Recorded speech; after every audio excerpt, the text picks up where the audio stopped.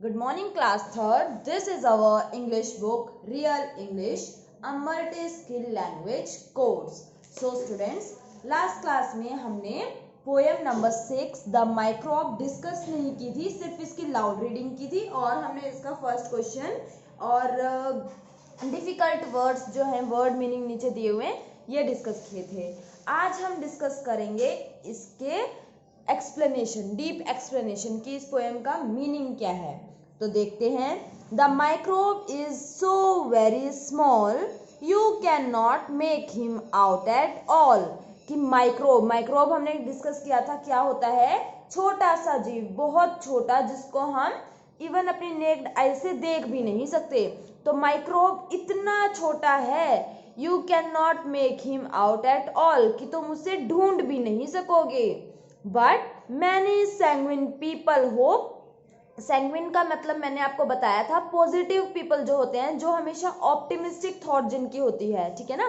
But many sanguine people hope to see him through a microscope. But बहुत सारे ऐसे भी ऑप्टिमिस्टिक लोग हैं जो कि जिनकी ये इच्छा रखते हैं कि हम उन्हें देख लेंगे एक माइक्रोस्कोप के थ्रू।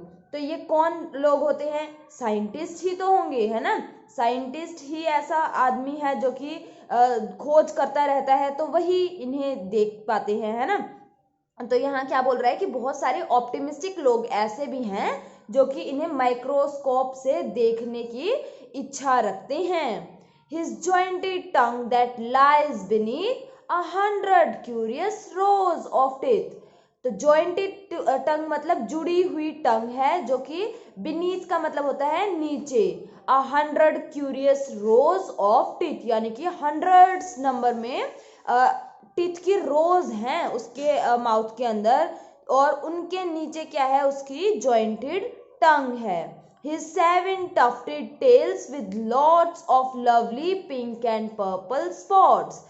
तो वो क्या कह रहा है आगे कि उसकी 7 tufted tails, जो उसकी टेल्स हैं 7, उसके अंदर क्या लगे हुए हैं? बाल एकदम उलझे हुए हैं आपस में, with lots of lovely pink and purple spots, जिसके ऊपर बहुत सुंदर सुंदर पिंक और पर्पल कलर के स्पॉट्स हैं। तो अभी तक हमने क्या पढ़ा कि माइक्रोब एक बहुत छोटा सा लिविंग ऑर्गेनिज्म है जिसको हम अपनी नेक्ड आई से नहीं देख सकते। अगर हम उसे ऐसे ही ढूंढना चाहें तो वो हमें मिलेगा ही नहीं। बट कुछ साइंटिस्ट या कुछ पॉजिटिव ओपिनियन वाले जो लोग हैं, वो उन्हें एक माइक्रोस्कोप के थ्रू देखने की इच्छा रखते हैं। और माइक्रोब की क्या उसका अपीयरेंस उसकी कैसी है, मतलब कि वो कैसा दिखाई देता है। जैसे कि यहाँ एक पिक्चर में हमें थोड़ा आइडिया सा लग रहा है कि माइक्रोब कुछ इस टाइप का होता है ना। तो उसकी डिस्क्रिप्शन दी हुई है कि उसके जो टंग, मतलब उसके बहुत सारे हंड्रेड्स की रोज में उसके टिथ हैं मुंह के अंदर, और उसमें उसके नीचे क्या है? उसकी टंग। साथ में उसकी 7 टेल्स हैं, जो कि जिनके ऊपर बाल हैं और वो आपस में उलझे हुए हैं, गुथे हुए हैं। और जो उसकी टेल है उसके ऊपर पिंक और पर्पल कलर के स्पॉट्स हैं, जो कि बेहद सुंदर हैं। आगे डिस्कस करते हैं। On each of which a pattern stand composed of 40 separate bands. On each of which, यानी कि ये टेल्स की बात कर रहा है कि उसकी जितनी भी टेल्स हैं उन पे, ईच ऑफ विच हर एक पे एक पैटर्न है स्ट्रैंड का। स्टैंड मतलब कि एक पैटर्न बना हुआ है, कंपोज्ड ऑफ 40 सेपरेट बैंड्स। और कंपोज्ड का मतलब बने होना, और 40 सेपरेट बैंड, लगभग 40 बैंड्स का उसके ऊपर डिजाइन है या पैटर्न बना हुआ है डिजाइन का। His eyebrows of a tender green, all these have never yet been seen. तो आगे वो कहता है कि उसकी आईब्रो बहुत ही सॉफ्ट ग्रीन कलर की हैं। His eyebrows of a tender green, tender का मतलब होता है सॉफ्ट, कि उसकी आईब्रोज बेहद सॉफ्ट ग्रीन कलर की हैं। All these have never yet been seen, जिनको कि देखा भी नहीं गया है, देखा भी नहीं जा सकता है, बट साइंटिस्ट, लेकिन साइंटिस्ट, वैज्ञानिक, who ought to know assure us that they must be so, जिन्होंने उन्हें देखा हुआ है वो हमें आश्वासन दिलाते हैं, एश्योर करना मतलब कि हमें ये बात निश्चित करके बताते हैं, उन्होंने वो इतनी सर्टेनिटी के साथ बताते हैं दैट दे मस्ट बी सो, कि वो इसी तरीके के हैं, किस तरीके के, जो भी पोयम में अभी तक डिस्क्रिप्शन दी गई है माइक्रोब के बारे में, कि वो डिस्क्रिप्शन उनके बारे में एकदम सही है। Oh let us never never doubt what nobody is sure about, तो हमें उसके बारे में कभी भी डाउट नहीं करना चाहिए जिसके बारे में कोई श्योर ही ना हो, है ना। So this is all about our poem and this poem is written by Hilary Belloc. All right. So poem की हमने description देख ली है, अब हम डिस्कस करते हैं क्वेश्चन आंसर्स को। तो फर्स्ट क्वेश्चन है हमारा, why can't people see a microbe, तो लोग माइक्रोब को क्यों नहीं देख सकते हैं, क्यों नहीं देख पाते हैं, क्योंकि वो बहुत छोटा है साइज में, तो यही लिखेंगे because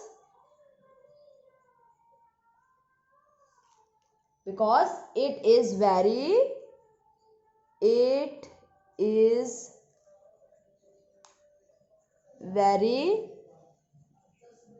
small in size, size, size।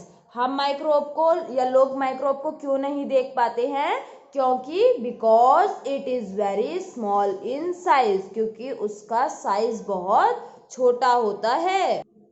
Next question देखते हैं, इज द माइक्रोब मेल और female, what does the poet think, तो माइक्रोब मेल है या फीमेल है, और what does the poet think, poet को क्या लगता है।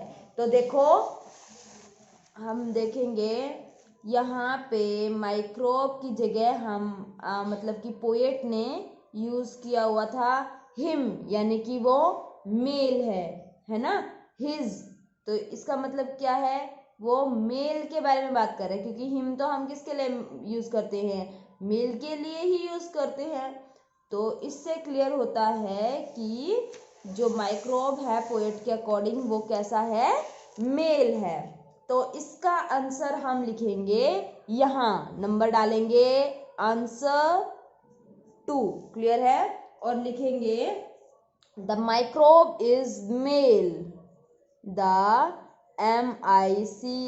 MICROBE, microbe is MALE, male, ठीक है। फिर लिखेंगे the poet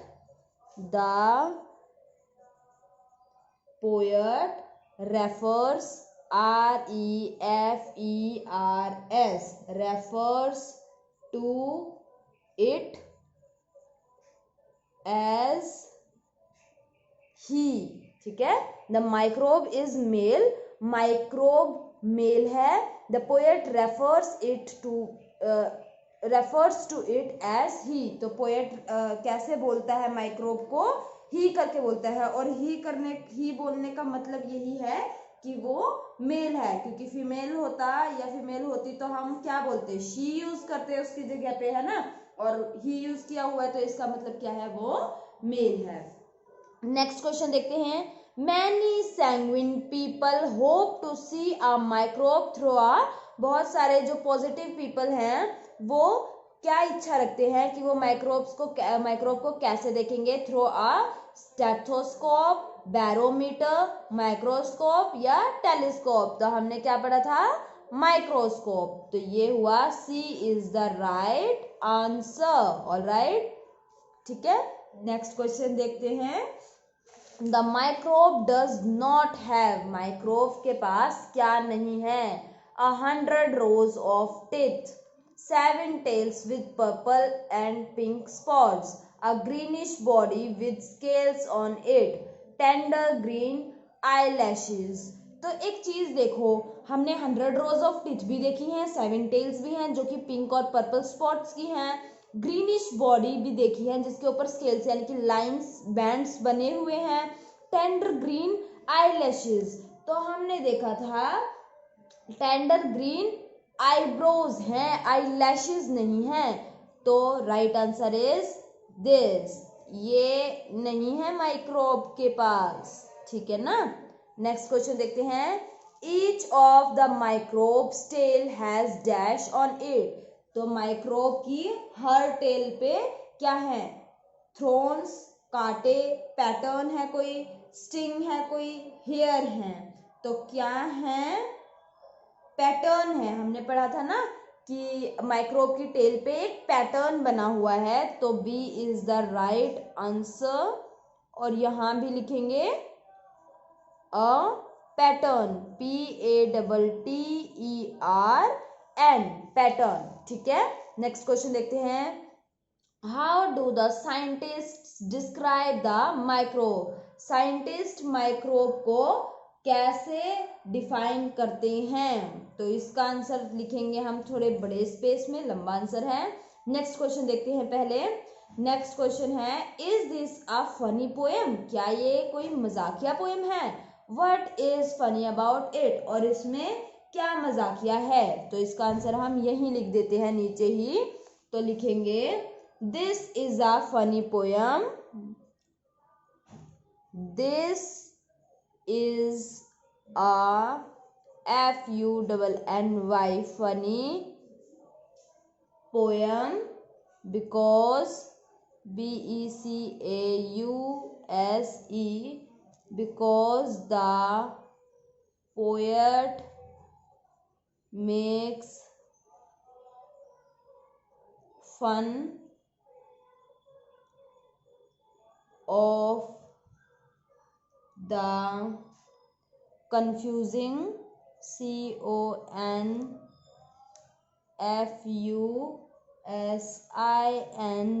confusing explanation EXPLANATIONS explanations of simple things THINGS simple things that scientists SCIENTISTS scientists gave GIVE give, तो देखेंगे this is a confusing poem, ये this is a funny poem, ये एक मजाकिया पोएम है, बिकॉज क्योंकि the poet makes fun of the confusing explanation, क्योंकि poet एक मजाकिया एक्सप्लेनेशन देता है, डिस्क्रिप्शन देता है of simple things that scientist give, तो जो साइंटिस्ट ने हमें बातें बताई हैं उसको एक मजाकिया ढंग में कौन प्रस्तुत करता है, पोएट प्रस्तुत करता है, इसीलिए ये एक मजाकिया पोयम है। क्लियर है ये आंसर। तो हमने अभी सिर्फ 6th क्वेश्चन का आंसर नहीं लिखा है, बाकी क्वेश्चन हम लिख चुके हैं, ठीक है। तो ये थोड़ा सा बड़ा है तो इसको हम यहाँ लिख लेते हैं, आंसर नंबर 6। तो क्वेश्चन क्या था, how do the scientist describe the microbe, scientist microbe को कैसे डिस्क्राइब करते हैं कि माइक्रोब कैसा है, तो साइंटिस्ट लिखेंगे SCIENTISTS scientist, describe DESCRIBE describe the microbe MICROBE microbe as having HAVING as having a jointed JOINTED jointed tongue TONGUE कि उसकी टंग कैसी है, jointed, and 100 HUNDRED 100 रोज, किस चीज की रोज है, ROWS, ठीक है, rows of teeth TEETH teeth, it has seven tufted, TUFTED, tufted tails, TAILS, tails with lot, LOTS, lots of, PINK, pink, and purple, PURPLE,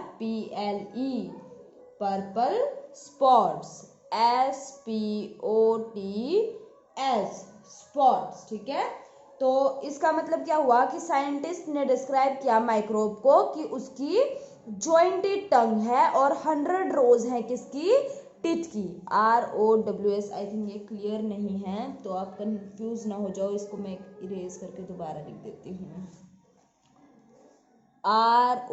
ROWS, ठीक है, तो 100 रोज ऑफ टीथ की, उसके 100 रोज हैं टीथ की। इट हैज 7 टफ्टेड टेल्स, उसकी 7 tufted tales हैं with lots of pink and purple spot, जिसके ऊपर बहुत सारे पिंक और पर्पल स्पॉट हैं। तो और भी है बट इतना आई थिंक काफ़ी है डिस्क्रिप्शन के लिए, हमें ज़्यादा बड़ा लिखने की ज़रूरत नहीं है, ठीक है ना, तो इतना ही लिख लेंगे। तो ये आंसर 6 हो गया। तो इसी के साथ आपके क्वेश्चन आंसर कंप्लीट होते हैं। अब हम आगे डिस्कस करते हैं vocabulary section। A scientist is a person who does experiments and makes discoveries। तो साइंटिस्ट कौन होता है, एक ऐसा आदमी जो कि एक्सपेरिमेंट करता है, चीजों के साथ छेड़छाड़ करता है और कुछ नई खोज करता है, ठीक है ना, एंड मेक्स डिस्कवरी, और जो डिस्कवरी करता हो तो उसको हम क्या बोलते हैं, साइंटिस्ट बोलते हैं। Match the people listed below with what they do, तो नीचे लिस्ट दी गई है यहाँ पे, और वो लोग क्या काम करते हैं उसके अकॉर्डिंग आपको उन्हें मैच करना है। तो देखो आप क्या करते हो, जब ऐसे ऐसे मैच करते हो ना तो काफी मैसी हो जाता है, गंदगी मचा देते हो, है ना।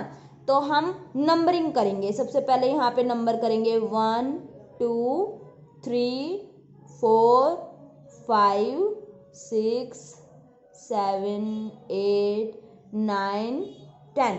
ऑलराइट, अब हम इसे मैच करते हैं। तो देखेंगे ऑथर, IM A या N, और व्हाट आई डू, मैं क्या करता हूं, तो मैं एक ऑथर हूं। ऑथर क्या काम करता है, तो ऑथर लिखता है बुक्स, तो ढूंढेंगे राइट बुक्स, ठीक है। तो ये था हमारा फर्स्ट, और इसके आगे हम क्या लिख देंगे, फर्स्ट, ठीक है। नेक्स्ट शेफ, शेफ क्या करता है, कुकिंग करता है, खाना बनाता है। तो देखेंगे ये रहा cook food in a restaurant, एक रेस्टोरेंट में खाना बनाता है कौन, शेफ, तो इसको हमने नंबर दे दिया 2। क्लियर है। नेक्स्ट जर्नलिस्ट, जर्नलिस्ट क्या करता है, न्यूज़पेपर या मैगजीन्स के लिए लिखता है। तो देखेंगे ओके, ये रहा right for newspapers and magazines, तो न्यूज़पेपर और मैगजीन्स के लिए लिखता है कौन, जर्नलिस्ट, तो ये नंबर था 3, तो हम यहाँ लिख देंगे 3, ठीक है।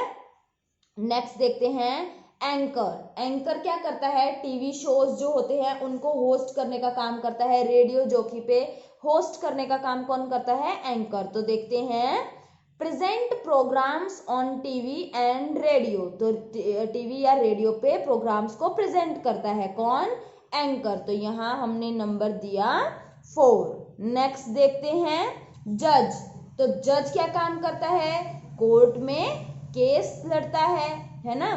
तो देखेंगे ये रहा decide cases in a court of law, तो जो लॉ के जो कोर्ट हैं उनके अंदर केस लड़ने का काम कौन करता है, जज, तो हमने इसके साथ मार्क कर दिया 5, ठीक है। नेक्स्ट देखते हैं लाइब्रेरियन, तो लाइब्रेरियन क्या काम करते हैं, लाइब्रेरी को मेंटेन करते हैं। ये रहा मेंटेन अ लाइब्रेरी, तो ये लाइब्रेरियन था 6 नंबर, तो हम इसको दे देते हैं 6 नंबर। नेक्स्ट देखते हैं लिरिसिस्ट, तो लिरिसिस्ट क्या करता है, गाने लिखता है, लिरिक्स लिखता है, तो इसके साथ हमने मैच कर दिया राइट सॉन्ग, 7 नंबर हो गया। नेक्स्ट देखते हैं रिसेप्शनिस्ट। रिसेप्शनिस्ट क्या काम करता है? जो रिसेप्शन पे बैठता है, यानी कि जब कोई आता है तो उसे रिसीव करने का काम या कोई इंफॉर्मेशन देने का काम कौन करता है? रिसेप्शनिस्ट करता है। देखेंगे इसे, greet and receive guest and visitor. तो ये क्या करता है? गेस्ट को रिसीव करता है, विजिटर्स को देखता है, ठीक है ना। तो ये हो गया 8th। ओके, नेक्स्ट देखते हैं फार्मासिस्ट। फार्मासिस्ट क्या करता है? फार्मेसी का काम होता है दवाइयों का। तो दवाई देखेंगे कहाँ है? Medicine. Prepare and sell medicine. तो बनाने का या बेचने का काम कौन करता है? फार्मासिस्ट। तो यहाँ नंबर दे दिया हमने 9। नेक्स्ट देखते हैं प्रीस्ट। तो प्रीस्ट क्या करता है? प्रीस्ट जैसे हम पंडित बोलते हैं हिंदू धर्म में, जो भी मतलब पूजा करने वाले को हम पंडित बोलते हैं, ऐसे ही क्रिश्चियन रिलीजन में जो फादर या पोप होते हैं, पुजारी जो होता है, पंडित को वो क्या बोलते हैं? प्रीस्ट बोलते हैं। तो क्या हो जाएगा? परफॉर्म रिलीजियस सेरेमनीज, जो धार्मिक काम करे, ठीक है। तो ये हो गया 10। क्लियर है? तो ये हमने मैच कर लिए 1 to 10। अब आपको ये अपनी नोटबुक, अपनी बुक में मेंशन करेंगे, ऐसे ही लिख देंगे सिर्फ, ठीक है ना। यहाँ नंबरिंग दे देंगे और यहाँ नंबरिंग दे देंगे और साथ में इन्हें लर्न भी कर लेंगे, ठीक है। अब हम देखते हैं आगे साउंड्स एंड प्रोनाउंसिएशंस। तो देखेंगे, read aloud the following set of words, pay attention to the vowel sounds the letter in red make. तो यहाँ पे वॉल ए दिया हुआ है, ये कैसा साउंड प्रोड्यूस करता है ये देखना है।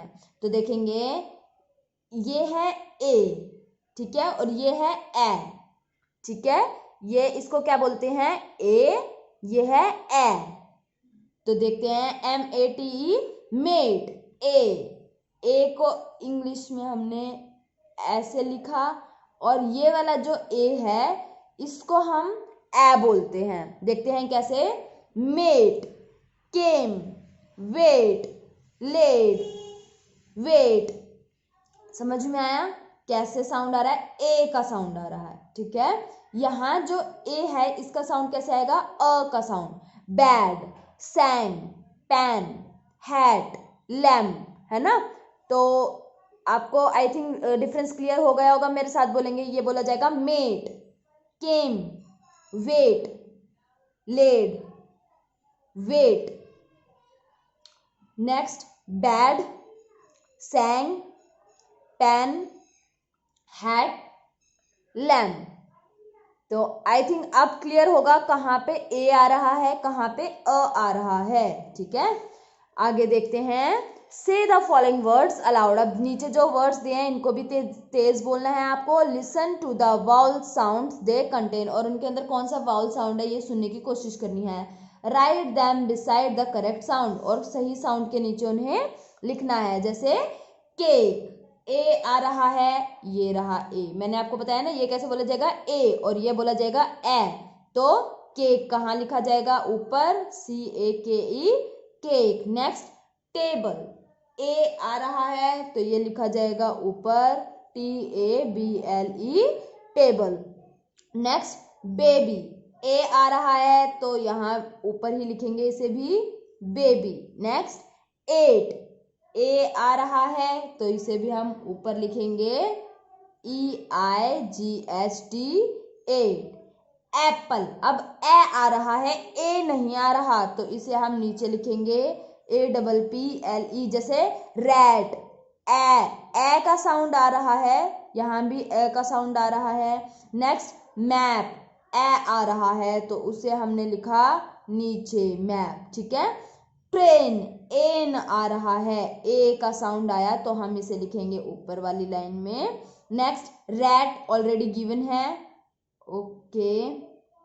टैंक, तो टैंक, ए आ गया तो नीचे लिख देंगे, TANK, tank. Made, made already A आ रहा है, ऊपर वाली लाइन में ये गिवन ही है।